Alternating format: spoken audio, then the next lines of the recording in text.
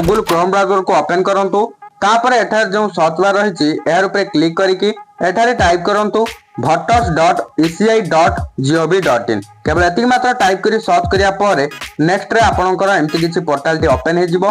वर्तमान scroll down करके आसीबे तापर राइट साइड रे आपनको देखिया को मिल जिवो ई एपिक डाउनलोड। वर्तमान यार ऊपर क्लिक करंतु।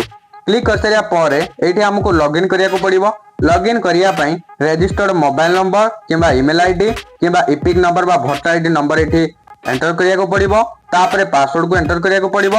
जदि आपण पासवर्ड भूली जाइचंती ताहाले फॉरगॉट पासवर्ड ऊपर क्लिक करिकी आपण पुणी नुवा पासवर्ड क्रिएट करि परिबे। ए सब फिल करिया परे लास्ट रे हमको गोटे कैप्चा को फिल करिया को पड़िबो। जेउ कैप्चाटा आपण को स्क्रीन रे शो होतबो सेम टू सेम आपण एंटर कैप्चा जगह टाइप कर देबे।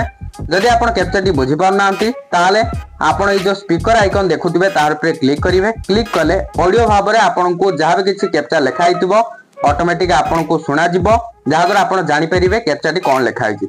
हेले भी जदि आपण कैप्चाटी को बुझी पार नांती ताहाले एडी रिफ्रेश पई आ गोटे आइकन दिया छि देखि पारथुबे तार पे क्लिक कले रिफ्रेश हे जिवो एवं एठारे न्यू कैप्चा गोटे शो हबो। ताको देखि आपण एंटर कैप्चा जगह टाइप कर देबे। ए सब फिलअप कर सारा पर लास्ट रे आमे रिक्वेस्ट ओटीपी ऊपर क्लिक करिबा जहां आपण को ब्लू कलर रे हाईलाइट हेकी देखा जाउथबो तार पे क्लिक करिवे। रिक्वेस्ट ओटीपी ऊपर क्लिक कर सारा पर नेक्स्ट पेज रे आपण को एभली भाबरे किछि देखा जाउथबो। एठी ओटीपी एंटर करिया पे दिया जाइछि गोटे पर गोटे आमे सब बॉक्स रे ओटीपी टा को पूरा फिल कर दबा। जदि आपनकर ओटीपी टी आसीबनी ताहाले तळे रिसेंट ओटीपी पे गोटे ऑप्शन आसीबो। ए जो टाइमिंग दिया छि टाइमिंग टा सरिया पर आपण रिसेंट ओटीपी ऊपर क्लिक करिकि पुणी थोड़े आपनकर ओटीपी को मगै पारिबे। बर्तन आमे वेरीफाई एंड लॉगिन ऊपर क्लिक करिबा।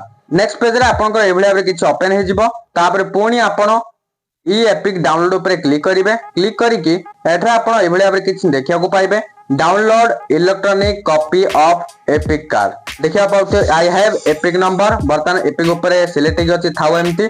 तापर बर्तन आमे एंटर एपिक नंबर जगह रे वोटर आईडी नंबर टाको टाइप कर दबा। तापर सिलेक्ट स्टेट दिया छि सिलेक्ट स्टेट जगह रे आपण एठी ओडिसा को सिलेक्ट कर सारिया परे सर्च ऊपर क्लिक कर देबे। तापर आपण एभली भाबरे किछि पेस्ट देखियो पाइबे। स्क्रॉल डाउन करके आसंतु आपण एठी देखियो पाउतो सेंड ओटीपी लिखा हिछि। बर्तमान सेंड ओटीपी ऊपर क्लिक करंतु। जदि आपनकर ओटीपी आसीबनी ताले एठा जो टाइमिंग दिया छि टाइमिंग टी सरिया परे रिसेंट ओटीपी ऊपर क्लिक करि परिबे। ओटीपी एंटर कर सारिया परे जो वेरीफाई बटन दिया छि तार ऊपर क्लिक करंतु। नेक्स्ट पेज रे आपन को ओटीपी वेरिफिकेशन डन सक्सेसफुली लेखिबो। तापर download e EPIC simply click करंतु। क्लिक कर सारिया परे आपन गारे एभली भाबरे किछि डाउनलोड हेकि आजिबो। बर्तन आपन पीडीएफ टी को ओपन करि परिबे। फाइनली बर्तन हमरो वोटर आईडी टी डाउनलोड हेइ सारछि।